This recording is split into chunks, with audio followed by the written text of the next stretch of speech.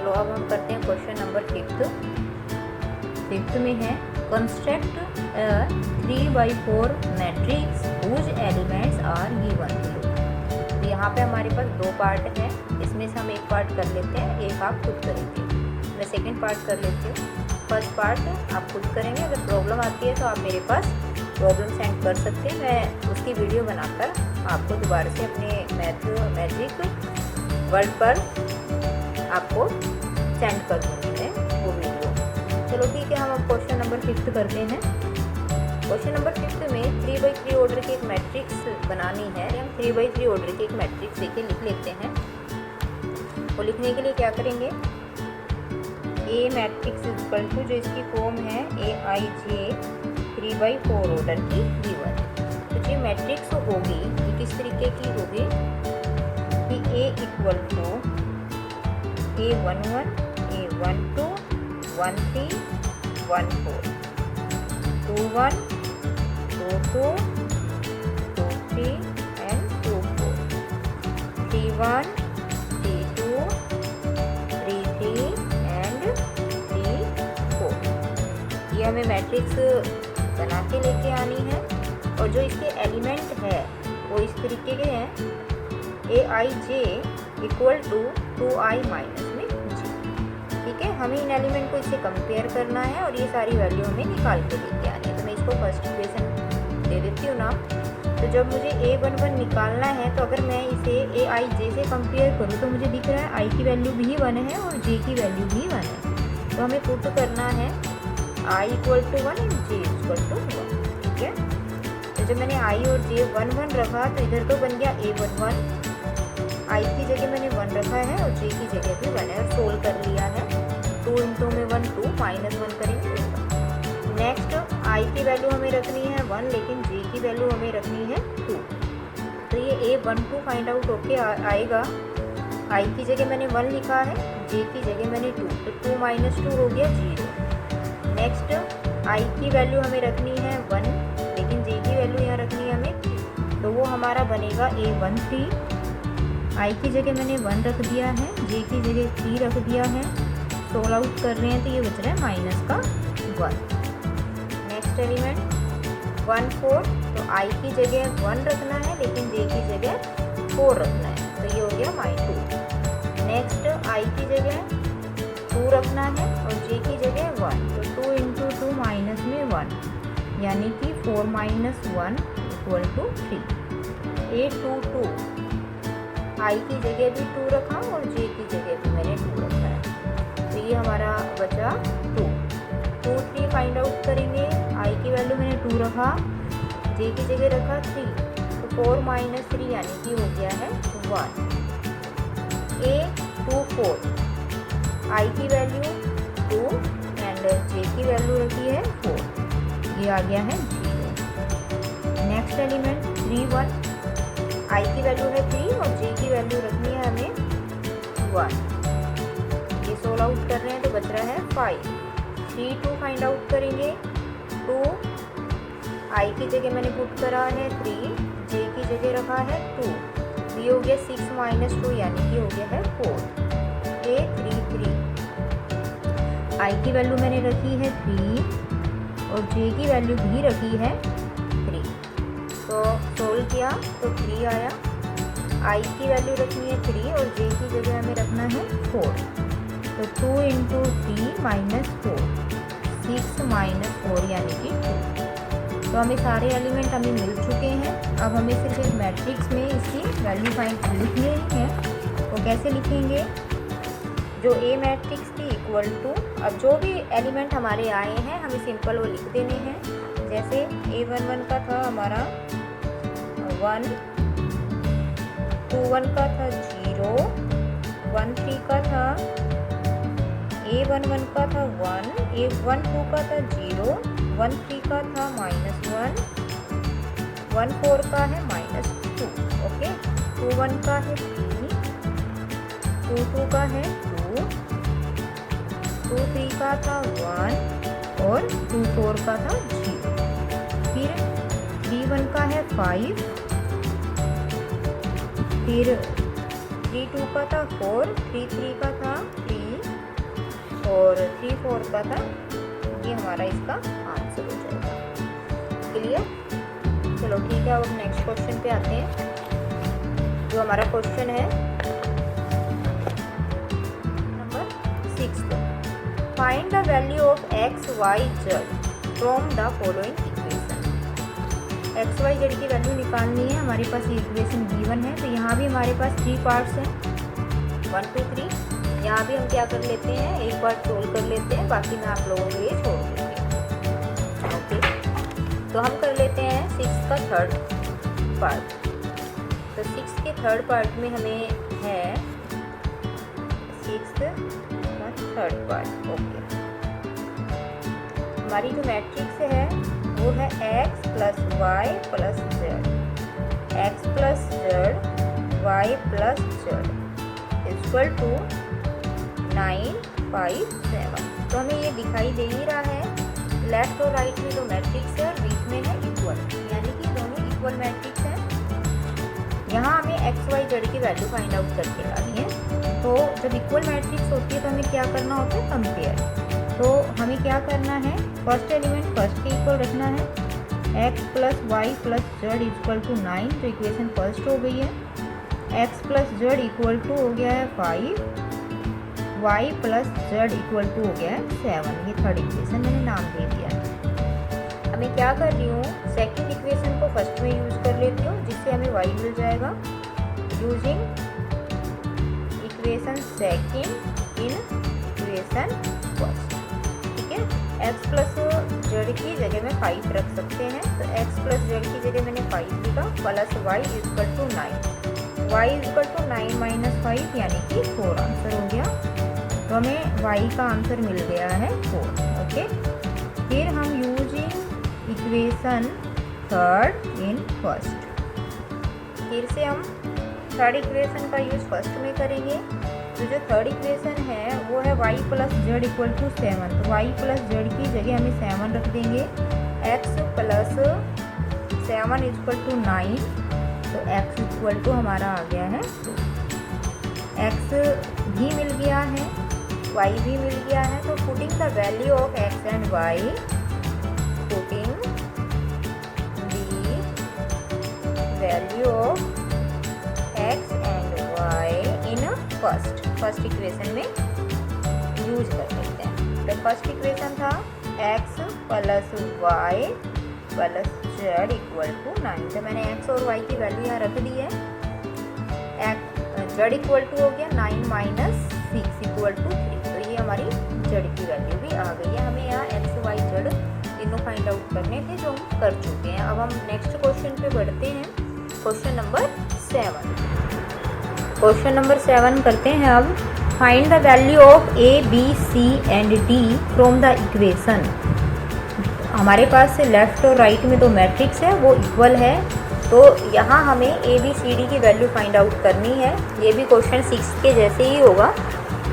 ठीक है, तो मैं लिख लेती हूँ क्वेश्चन नंबर 7। तो मैं यहाँ लिख रही हूँ 7 नंबर, और इसकी जो इक्वेशन है वो ये है, a minus B 2a plus C 2a minus B 3c plus D equal to -1 5 0 and 30।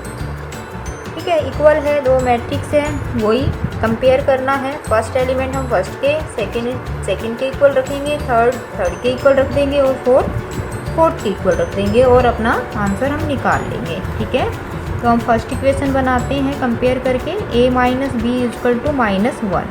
ठीक है, a माइनस बी ये वाला equal to -1। Second equation a 2a plus C equal to 5, ये हो गई है second. 2a plus C equal to 5।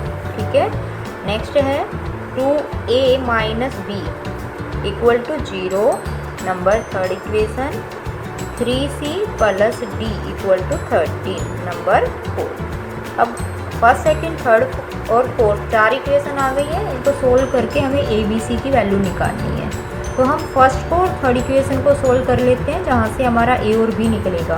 ठीक है, तो मैं पहले इक्वेशन थर्ड लिख रही हूँ 2a minus B equal to 0 और फर्स्ट इक्वेशन है a minus B equal to -1। तो हम इन दोनों इक्वेशन को सब्ट्रैक्ट कर देते हैं। सब्ट्रैक्ट करते हैं तो साइन चेंज हो जाते हैं, इसलिए मैंने साइन नीचे वाले चेंज कर दिए हैं। 2a माइनस a हो गया है 1, तो हमें a इक्वल टू 1 डायरेक्ट मिल गया है। a की वैल्यू चाहे तो थर्ड में पुट कर दो, चाहे हम कर देते हैं फर्स्ट में, हमें b मिल जाएगा। Putting the value of a, putting the value of a equal to 1 in equation number first. मैंने a की जगह 1 लिखा, minus B equal to -1, minus B equal to -1, तो b इक्वल टू +2 सोल्व करने पर आ गया है, a मिल गया है, b मिल गया है। अब मैं देखती हूँ इक्वेशन नंबर सेकंड में अगर मैं a वैल्यू पुट कर देती हूँ तो हमें c डायरेक्ट मिल जाएगा। तो हमें क्या करना है, पुटिंग द वैल्यू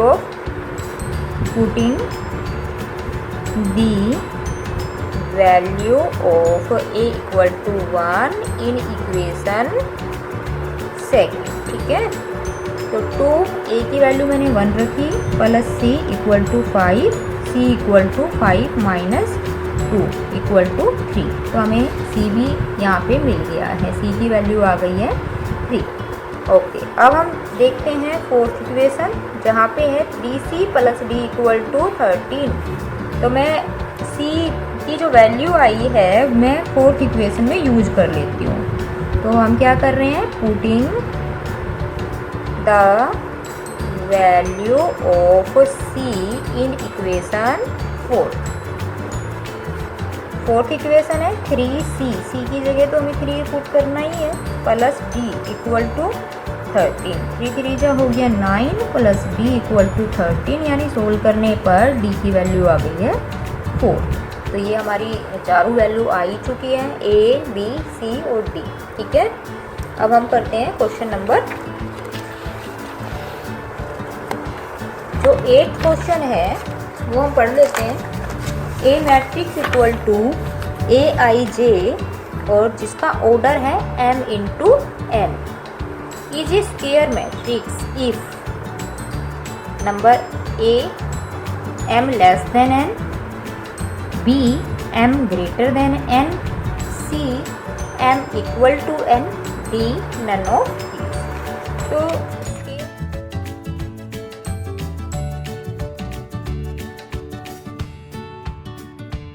तो स्क्वायर मैट्रिक्स की जब मैंने फर्स्ट बेसिक बात बताई थी, बेसिक चीज़ें करवाई हैं, तब मैंने वहाँ बता ही दिया था दो मैट्रिक्स का अगर ऑर्डर सेम है तो उनकी स्क्वायर अगर मैट्रिक्स है कोई तो स्क्वायर कब होता है, अगर रो और कॉलम इक्वल हो।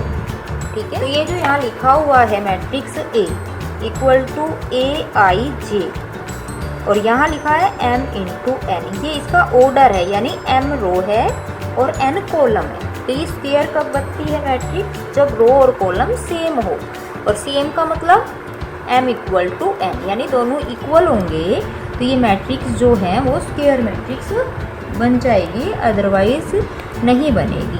ठीक है, next question 9 which of the given value of x and y make the following pair of matrixes equal.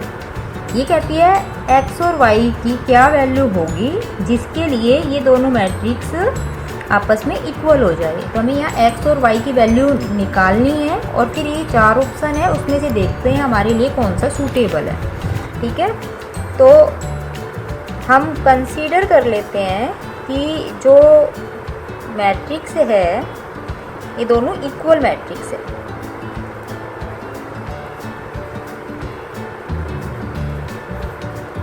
मैंने इक्वल ले लिया है और इसको सोल्व करेंगे x और y के लिए और फिर देखते हैं इन चारों जो ऑप्शन है इनमें से कौन सा हमारा मैच करता है। तो फर्स्ट एलिमेंट फर्स्ट के इक्वल लिखा 3x प्लस 7 इक्वल टू 0। यहाँ से सोल्व करते हैं तो x की वैल्यू आ गई है -7/3। ठीक है, ओके। सेकंड के इक्वल करा 5 इक्वल टू y -2, यानी y इक्वल टू हो गया है 7। ओके, थर्ड के इक्वल करा, y + 1 = 8, यहाँ से y की वैल्यू निकली है 7, ठीक है। और 4 एलिमेंट हो गया फोर्थ के, 2 - 3x = 4, ठीक है। तो 4 इधर लाती हूँ, 2 - 4 = 3x, -2 = 3x, यानी x की वैल्यू आई है -2/3।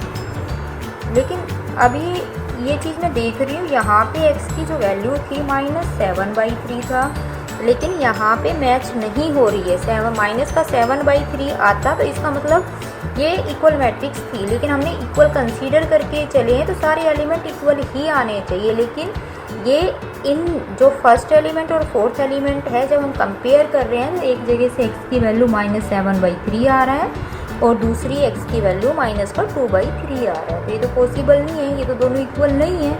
तो इसलिए इसका जो आंसर होगा वो होगा नॉट पॉसिबल टू फाइंड, यहाँ फाइंड करना पॉसिबल नहीं है क्योंकि ये इक्वल आ ही नहीं रही है वैल्यू, ठीक है। Next question number 10, the number of all possible matrix of order 3/3 with entry 0 और 1 इज, यानी कि इस क्वेश्चन का ये मतलब है कि एक मैट्रिक्स बनानी है, ठीक है। मैं लिख लेती हूँ समझाने के लिए। जो 3/3 ऑर्डर की मैट्रिक्स है, यानी एलिमेंट हो गए हैं उसके टोटल 9, 3/3 ऑर्डर की ये मैट्रिक्स है। अब इसमें ये बताया हुआ है कि जो इनके एलिमेंट होंगे उसकी जो एंट्री होगी या तो 1 होगी या फिर 0 होगी, यानी मान लीजिए ये मैं प्लेस लेती हूँ, तो या तो यहाँ 0 आएगा या फिर 1 आएगा। इसी तरीके से जितने भी एलिमेंट हैं सभी की एंट्री ऐसे ही करनी है, या तो यहाँ 0 ही आना है या फिर 1 आना है। तो अब क्वेश्चन में ये पूछा गया है कि ये बताइए number of all possible matrix, कितनी मैट्रिक्स आएगी जिससे ये या तो 0 एलिमेंट होगा या फिर 1 एलिमेंट होगा। तो इसके लिए क्या करना है, तो मुझे ये देखना है कि जो ये फर्स्ट एलिमेंट है मैं कितने तरीक़ों से इसे फिल कर सकती हूँ, ठीक है। तो इसके मेरे पास फिल करने के तरीके हैं 2, ठीक है। अगला जो एलिमेंट है ये वाला, इसको भी मैं कितने तरीक़ों से फिल कर सकती हूँ, 2 तरीक़ों से। ऐसे ही ये वाला 2, ये वाला 2, या तो एंट्री यहाँ 0 आएगी या फिर 1 आएगा, तो या तो 0 रख सकते हो या 1 रख सकती हूँ। तो 2 एलिमेंट आ सकते हैं, या तो 0 या 1। तो ये भी मैं 2 तरीक़ों से इस एलिमेंट को फिल, यहाँ पर प्लेस को फिल कर सकती हूँ। ऐसे ही नेक्स्ट ये वाला है वो भी 2, इसके लिए भी 2, इसके लिए भी 2, नेक्स्ट भी 2 और उससे नेक्स्ट भी 2। तो ये हो गया 2 की पावर 9, जिसको सोल्व करेंगे तो 512 आएगा आंसर। तो इसका आंसर हो जाएगा 512। ठीक है बच्चों, आज की एक्सरसाइज हमारी यही ख़त्म होती है। मुझे आशा आपको सारी क्वेश्चन समझ आ गए होंगे। अगर फिर भी कोई क्वेश्चन समझ नहीं आया है तो आप कमेंट में वो मुझे बता सकते हैं, मैं उसकी वीडियो आपको बनाकर अपने चैनल पे उसे सेंड कर दूंगी। अगर आपको मेरा समझाने का तरीका अच्छा लगता है तो आप मुझे मेरे चैनल को लाइक और सब्सक्राइब कर सकते हैं, मेरे वीडियो को लाइक कर सकते हैं और मेरे चैनल को सब्सक्राइब कर सकते हैं। Thank you.